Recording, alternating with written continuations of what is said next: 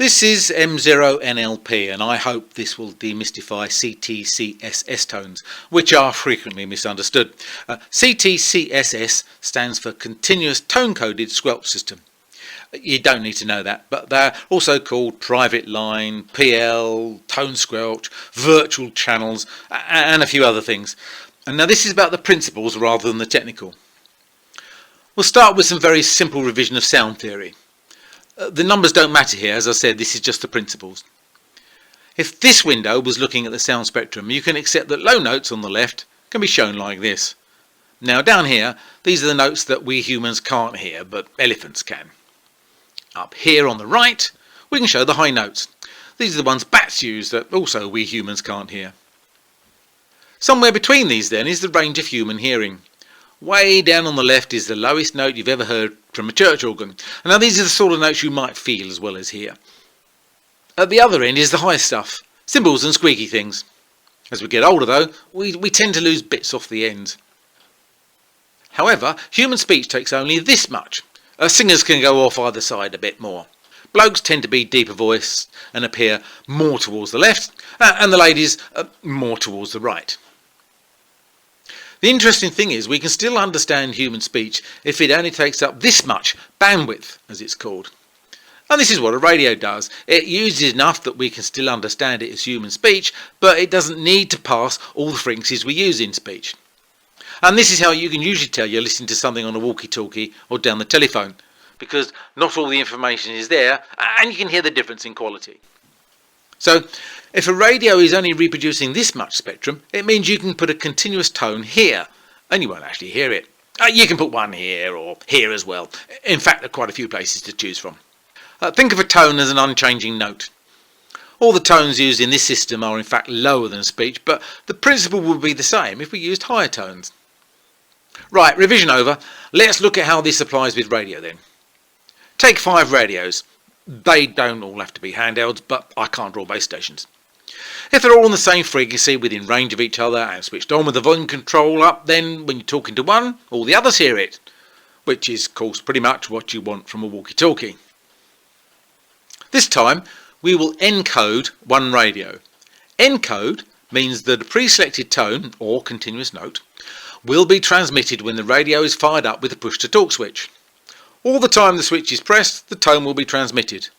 Remember, of course, you can't hear it at the other end. So, what happens when you talk into it this time?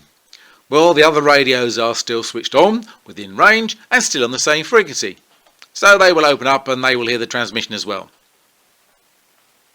This time, we will set up 2 of the radios to decode. Decode means that the radio will open up and let you hear what is there, only if the tone it is expecting is being transmitted at the same time as the message. Now obviously we're using the same tone, and when you need to expect the tone and you encode and decode, this is done in the radio programming. This time we talk into the radio with encode, and the radios with the same tone set as decode fire up. What happens with the other 2? Well, they're in range, switched on, and still tuned to the same frequency, so they fire up too. Now this may mean that it's not as private as you thought, since the other radios could be anyone with a scanner listening across a range of frequencies.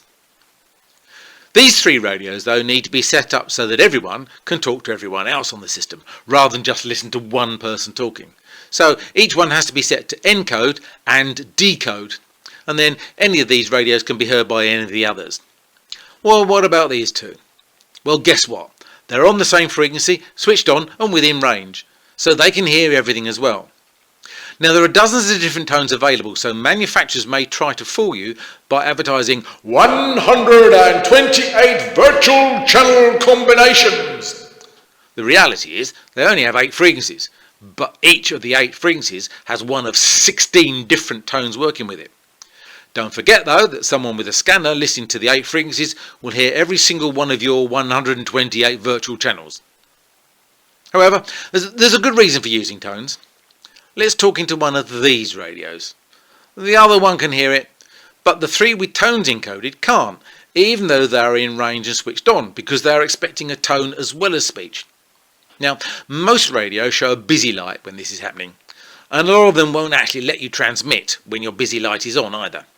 If you've heard of anyone talking about busy channel lockout, this is what they mean. Using tones also prevents your radio from making noises all the time caused by another radio not quite in range or not quite on frequency, or sometimes the noises are created by other bits of electrical equipment. At events with lots of radios and lots of electrical equipment, this constant noise can drive you balmy. For the final part, let's put different tones into the bottom two radios. For them to talk to each other, they both need to encode as well as decode. Talk into this one and it comes out at the other end of the pair. Notice the busy light comes on the others. Talk into one of these three, the others in the set with the same tone hear the message, but you only get a busy light on these. Don't forget, encode means the tone is only being sent when the radio is in transmit, and decode means the radio will only open up if the tone it is expecting is being transmitted. If your busy light comes on when someone is trying to talk to you but you can't hear them, it may mean your radio is set up to expect a tone and they're not transmitting it, or they're transmitting a different one. On the other hand, of course, it could be because you've forgotten to turn up the volume.